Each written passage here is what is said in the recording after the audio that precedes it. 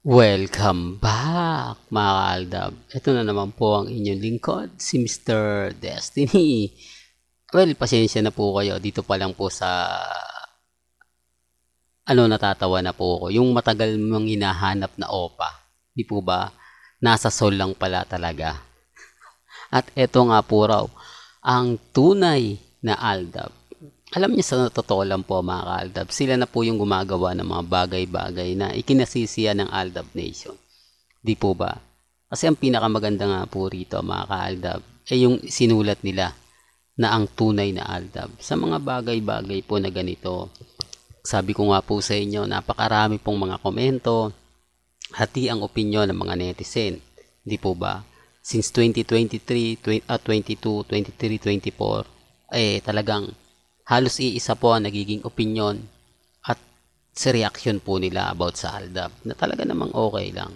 Kasi hindi naman po natin pwedeng ipilit yung mga bagay na wala naman po silang alam. Kaya nga sabi ko sa inyo, may mga bagay po sa social media na kapag binigay po ni Mr. Destiny o nag-update po si Mr. Destiny, talagang kakaiba. Talagang masasabi mo na keso ganito, keso ganon. Po ba? Kaya nga po ako relax lang. Lalo na po kapag dumarating yung point natin mga kaaldab na tayo yung panalo, tayo yung wagi, di po ba? Tapos sasabihin nila, hindi, move on ka na Mr. Destiny, tapos na yung boxing, talo na kayo. May mga bagay-bagay nga po na mahirap nga po talagang ipaliwanag. May mga bagay-bagay nga po na lagi kong sinasabi at paulit-ulit ko naman pong hinahatid. Although yung iba nagsasabi na hindi, fake news yan, walang katotohanan yan. Hindi naman po ako namimilit. At ako yung tipo na kumbaga kampante, matatag, masaya. Kahit ano po yung sabihin nila, kahit ano po yung mga gawin nila, hindi po ako nagpapa-apekto at never naman po tayo nagpapatalo. Kaya nga po ako relax lang sa mga nangyayari at sa nagaganap. Tapos may mga komento na keso ganito, keso ganon, di po ba? Kaya nga po hindi ako basta-basta nagpapatinag. Hindi tayo basta-basta nagpapa-apekto. Kahit anong sabihin po nila. Di po ba? Kahit ganito po yung mga video na pinapakita nila, bakit nga po talaga napansin nila ng Aldab? Di po ba? Kasi nga po mga kaaldab, ito'y ebidensya at resibo na naandyan si Maine Polkerson. Ebidensya at resibo na ang tunay na Aldab nasa Seoul pala. Di po ba? Nasa South Korea. Di po ba? At sa totoo lang po mga kaaldab, hati ang opinion talaga ng mga ilang netizen dito. Napakasarap pakinggan yung mga sinasabi ng Aldab. Nakakainis pakinggan ang sinasabi ng mga Armin. Kasi Alden Fanatics nga gumawa nito mga kaaldab na pinagtatakpan po nila ang tunay na kalagayan. Ito yung mga kasama ni Alden dito, piling-pili. Gaya nga po ng sabi natin, si Nate Gonzaga po ay nakaawa yan ni Maine Polkerson. Sa mga hindi po nakakaalam, nawala po ito matagal. Kung matatandaan nyo yung pinakaano nito, Hello Love Goodbye, na nagkasagutan nga po sila na mga mamis, mga titas, mga senyor, na kung saan, syempre kakampihan niya ni Maine Mendoza. Di po ba? Nawala po yan. Akala ko nga po matagal na o hindi na nga po ito magpapakita. Kailan nga po ba huling nagpakita ito si Nate Gonzaga? Hindi, para klaro, kung Alden Fanatics ka, alam mo yung tinutumbog ko. Alam mo yung sinasabi ko. Although hindi ka kakampi sa akin, baka sabihin nila, hindi, totoo, hindi fake news yan. Alam po ninyo na matagal na nawala si Nate Gonzaga. Kung lagi po kayong pumupunta sa Laguna at isa po kayo na membro ng Alden Fanatics group, alam nyo yung sinasabi ko.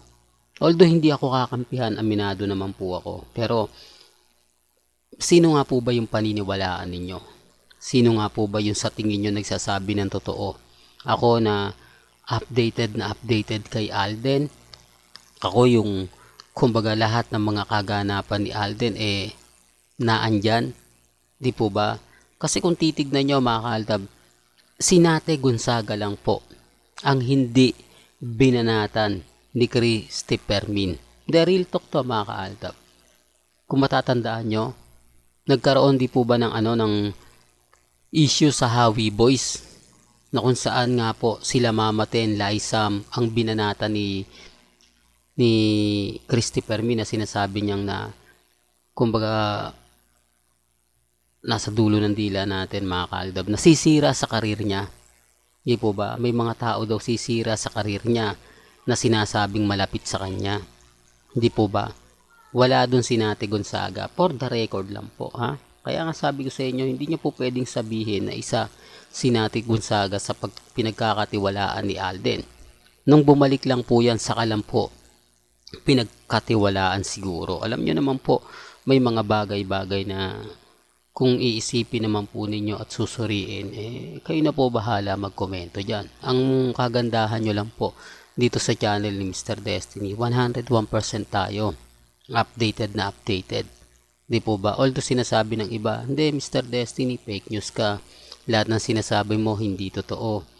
Lahat ng mga komento mo fake news. Wala pong problema. Hindi po ako namimilit. At dito naman po sa channel ni Mr. Destiny, open po kayo. Hindi po ba lagi kong sinasabi yan, lagi kong paulit-ulit. Bakit? Ang dami kasing dumadaan sa channel natin, mga kaaldab, na kumbaga naiinis.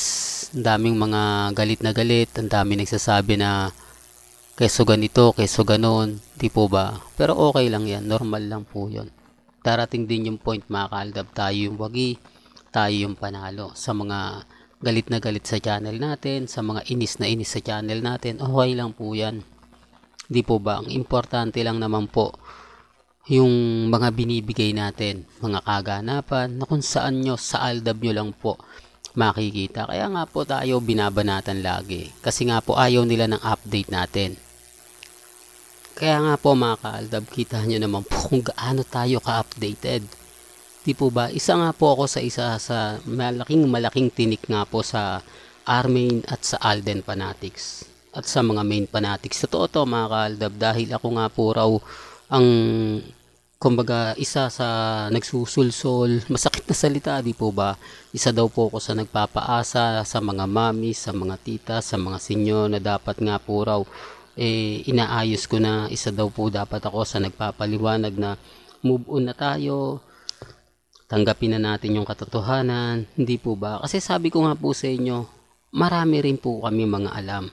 Marami rin po kami mga kaganapan. Isa rin po kami sa pumipila na kasama nila Maine, nila Alden, sa mga birthday celebration nila, sa mga kaganapan nilang event, sa Broadway, sa tamang panahon. Hindi nyo po pwedeng sabihin na wala po kaming alam. Hindi nyo po pwedeng sabihin na lahat ng mga sinasabi namin walang katotohanan. Di po ba galit sila kasi pag ako nagbibigay ng throwback video?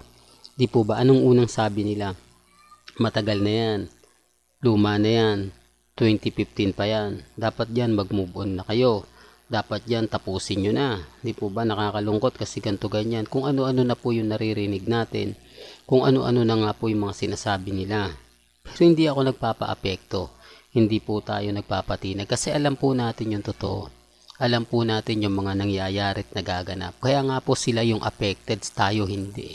Sila yung inis, tayo yung hindi. Hindi po ba?